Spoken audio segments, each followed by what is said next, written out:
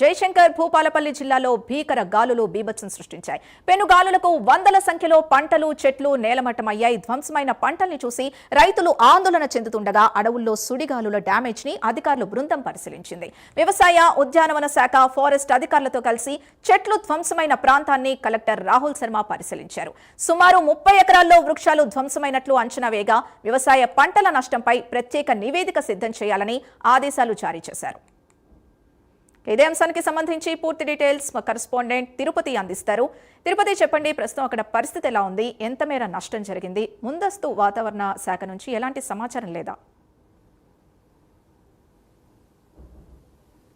సింధు, జయశంకర్ భూపాలపల్లి జిల్లా అటవీ ప్రాంతంలో భీకర గాలులు సూచించిన నేపథ్యంలో ఈరోజు భూపాలపల్లి జిల్లా కలెక్టర్ రాహుల్ శర్మ క్షేత్రస్థాయిలో పర్యటించి ఎంత మేరకు నష్టం జరిగింది, ఏ చెట్లు నేలకొరిగాయి, పంటలు ఎటువంటి నష్టం వాటిలంటూ కూడా అటవీ శాఖ అధికారులతో కావచ్చు, వ్యవసాయ ఉద్యానవన శాఖ సంబంధించినటువంటి అధికారులతో కలిసి క్షేత్రస్థాయిలో ఆయన పర్యటించినటువంటి పరిస్థితి కనబడుతుంది. సుమారుగా 30 ఎకరాల్లో వృక్షాలు ధ్వంసమైనట్లుగా అధికారులు గుర్తించినటువంటి పరిస్థితి కనబడుతుంది. ప్రత్యేక విపత్తుగా ప్రకటించి పూర్తి స్థాయి సర్వే జరపాలని అటవీ శాఖ అధికారులను కలెక్టరు ఆదేశించినటువంటి పరిస్థితి కనబడుతుంది. ఇటు పత్తి పంట కావచ్చు, వరి పంట, మిగతా సంబంధించినటువంటి పంటలు ఏ మేరకు నష్టం వాటిదంటూ కూడా రైతులతో కావచ్చు అధికారులతో మాట్లాడి వివరాలు సేకరించినటువంటి పరిస్థితి కనబడుతుంది. 2 రోజుల్లో పూర్తిగా సర్వే కంప్లీట్ చేసి నివేదిక ఇవ్వాలని అధికారులను ఆదేశించినటువంటి పరిస్థితి కనబడుతుంది. ప్రత్యేకంగా వ్యవసాయ పంటకు సంబంధించినటువంటి నష్టంపై కూడా ఒక నివేదిక అందజేయాలని కలెక్టర్ ఆదేశించినటువంటి పరిస్థితి కనబడుతుంది. నిన్న జయశంకర్ భూపాలపల్లి జిల్లా పలిమెల మండలం లెంకలగడ్డ అటవీ ప్రాంతంలో భీకర గాలు సూచించిన నేపథ్యంలో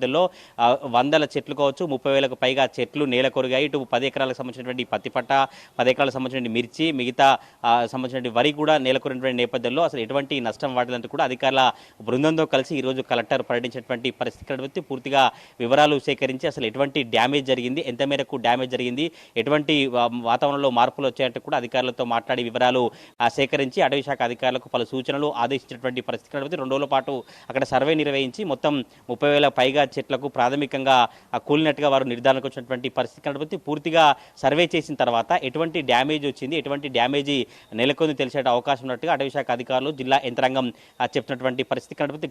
గత సంవత్సరం మేడలలో జరిగినటువంటి విపత్తు సంబంధించి మేడలో జరిగినటువంటి చెట్లు కూలినటువంటి పరిస్థితులు ఇప్పుడు తలెత్తాయంటే కూడా జయశంకర్ భూపాలపల్లి జిల్లా ఏజెన్సీలో చర్చ అయితే కొనసాగుతుంది. ఈరోజు అధికారుల బృందం వెళ్లి క్షేత్రస్థాయిలో పర్యటించినటువంటి పరిస్థితులు కనబడతా ఉన్నాయి. Sindhu. Right, thank you Tirupati.